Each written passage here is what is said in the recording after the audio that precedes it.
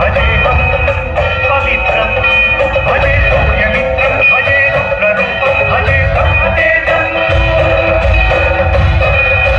అది రామాయణ మహాయుద్ధం భీకరంగా సాగుతున్న తరుణం.